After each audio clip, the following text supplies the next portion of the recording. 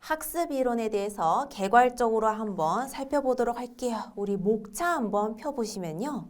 학습 이론에는 첫 번째 학습의 개념이 있습니다. 그래서 도대체 학습이란 무엇인가? 학습의 정의와 또 학습 관련 연구의 쟁점을 보시게 되겠고요. 자, 두 번째로는 행동주의 학습 이론을 배우게 될 텐데요.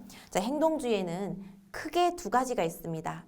고전적 조건화와 조작적 조건화가 있죠.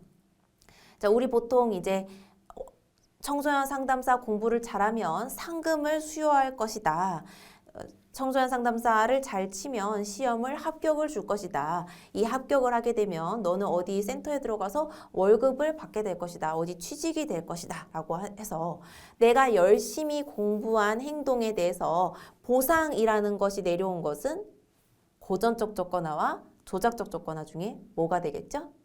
조작적 조건화가 되겠죠. 어떠한 동물이든 사람이든 행동을 해서 강아지로 치면 손에서 손을 올리면 먹이를 받아 먹는 것이 조작적 조건화가 되겠고요.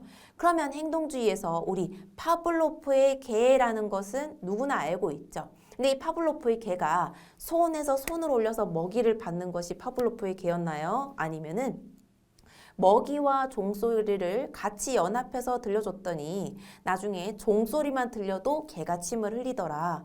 종소리 들면 침을 흘리면 먹이를 줄게 라고 한 것이 아니잖아요. 먹이와 종소리를 연합해서 이 종소리만 듣게 되더라도 침을 흘리게 되는 것이 바로 연합에 의한 고전적 조건화 내용이었죠. 그래서 이 행동주의의 고전적 조건화와 조작적 조건화를 알아보는 것이 바로 이 행동주의 학습 이론의 주 내용이 되겠고요. 자, 세 번째로는 인지주의 학습 이론이 있습니다. 자, 인지주의 학습 이론의 사회인지 학습 이론에서 가장 중요한 단어가 무엇인가요? 모델링이란 단어가 되겠죠. 자, 이 모델링이란 단어는 어디 학습에 쓰는 단어인가요? 모방 학습에 쓰는 단어가 되겠습니다. 자, 청소년들이 한 번씩 학교 축제에서 춤을 춥니다. 그런데 그 춤은요, 자신이 창작한 춤도 아니고 그 노래에 틀어져서 춤을 추는데 그 노래와 춤은 창작한 것이 아니라 어디서 보고 베낀 것이죠? TV에 나오는 연예인 아이돌을 보고 아, 저 사람들 너무 춤 잘 춘다. 내가 좋아하는 난 빅팬이야. 저 아이돌의. 그래서 그 아이돌의 노래를 좋아하고 그 아이돌의 춤을 집에서 연습을 해서 학교 행사에서 그 연예인처럼 춤을 추는 것이 되겠죠.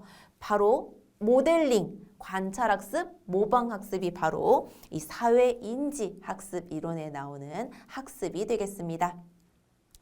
자, 나와 비슷한 친구가 선생님한테 대답을 잘하고 시험 성적을 잘 받아서 상을 받았어요. 그러면 와, 나랑 되게 비슷한 성적에 있는 친구였는데 저 친구가 나랑 비슷한 성적인데 공부를 좀 더 해서 상을 받네. 나도 저 상을 받고 싶어. 나도 저 친구처럼 열심히 공부해서 상 받아야지. 이런 것이 바로 사회인지 학습 이론이 되겠죠.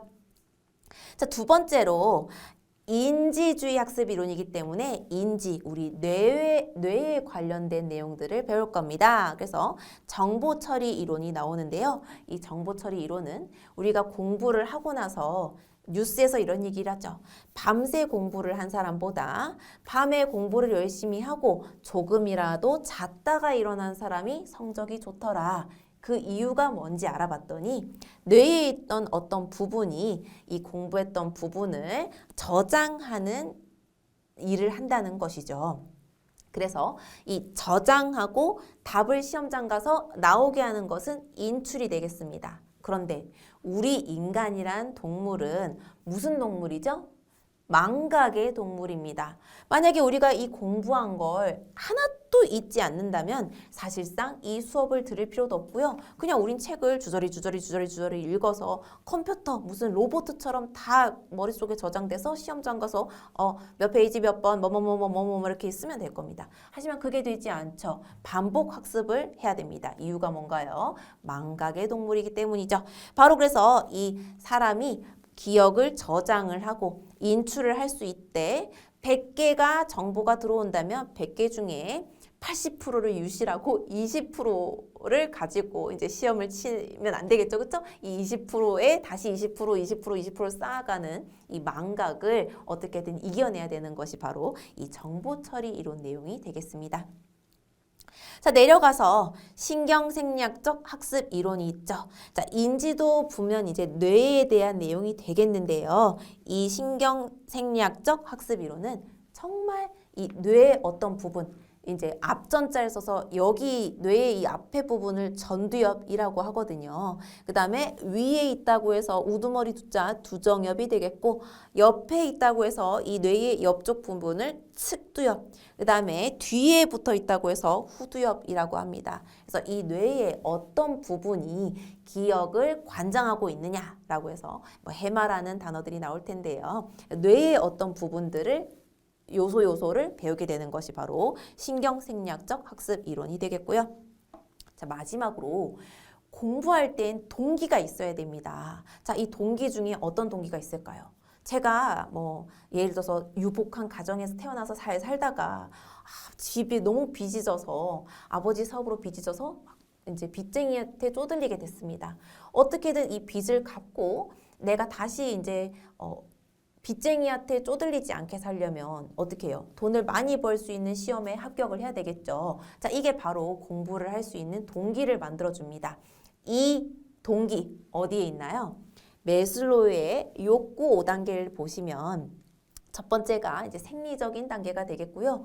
두 번째가 안전으로부터의 뭐 보호를 받고 싶은 단계가 되겠습니다. 지금 이제 빚쟁이한테 쪼들리면 집이 없죠. 집이라는 곳에 있으면서 좀 편안하게 공부하고 싶다. 그래서 집을 하나 장만해야 되겠네. 월세집이라도 어디 들어가야 되겠다.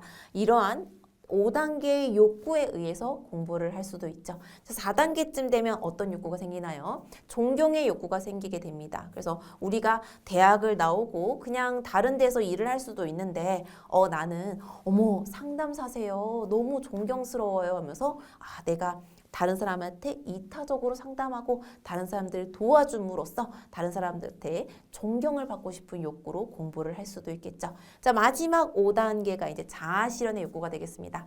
나는 타고나기로 돈은 많이 안 벌더라도 다른 사람을 도와주고 다른 사람이 나로 인해서 역경을 극복해서 행복해하는 모습을 나는 타고나기로 그런 씨앗을 펼치고 싶었다.